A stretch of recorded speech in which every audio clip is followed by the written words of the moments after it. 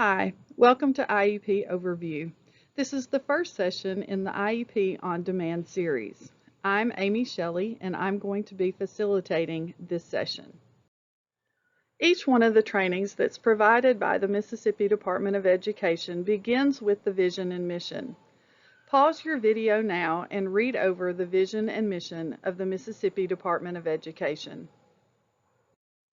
All of the trainings that are provided by the Mississippi Department of Education align with the State Board of Education goals.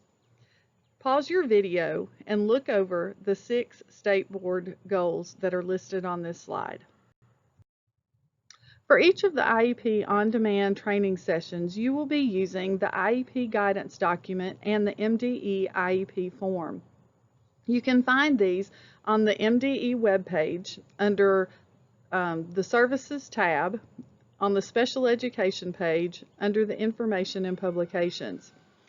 You will also need the Notes page that you see a picture of here on this slide. You can find it on the homepage portion of the IEP On Demand series in the Overview section. Over the course of several sessions of the IEP On Demand, you will be looking at all of the IEP components in more detail. But I want to give you a look at what these components are. The first is going to be the present levels of academic achievement and functional performance portion of the IEP. This is where we list the students' strengths, their areas of need, and we also talk about baseline. We talk about academics, and we also talk about the functional performance of our students. The next part of the IEP is where we write the annual goals for our students. Along with the annual goals, we also look at how we are going to progress monitor these. Next, we have the special considerations page. This is where we look specifically at how our students communicate, what assistive technology they may need, also if our students have hearing or vision impairments, whether or not they have behavior issues that we need to address, and then also this page works with our students that have English as a second language or are English language learners. Next, we have our special education and related services page. This is where we, as the special education teacher, write down those services that we are providing for our students.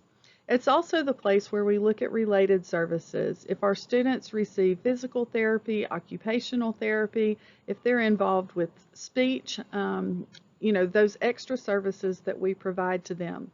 Also on this page is where we list program modifications and instructional accommodations along with supports for personnel. Next, we have our assessment pages. This is where we talk about how we are going to assess our students, whether they will be taking the MAP test or whether they will be taking the MAP-A. Next is our transition section. Transition applies to those students who are aged 14 or older, and there are very specific goals and very specific areas that we have to look at there, and so you can look at that section in more detail in our transitions portion of the IEP On Demand. Also, we have least restrictive environment, which is an area that we address on the IEP as far as where our students are receiving services. And then lastly, we discuss extended school year or ESY. So you can look at all of these components of the IEP in more detail throughout the IEP On Demand sessions. I'm providing these resources that go along with our IEP overview and that you can use throughout all of the sessions.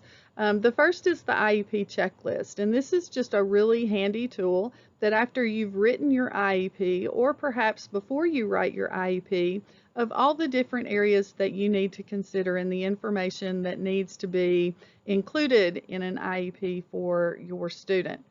The other resource is the Iris Peabody Vanderbilt IEP Guidance Series, and it is a video series that is on the Iris Peabody website, and that you can find in the resources section underneath the IEP Overview tab. And I hope both of these will be useful to you as you begin to write your IEPs or as you begin to review them. If you have questions about either of these, please let me know.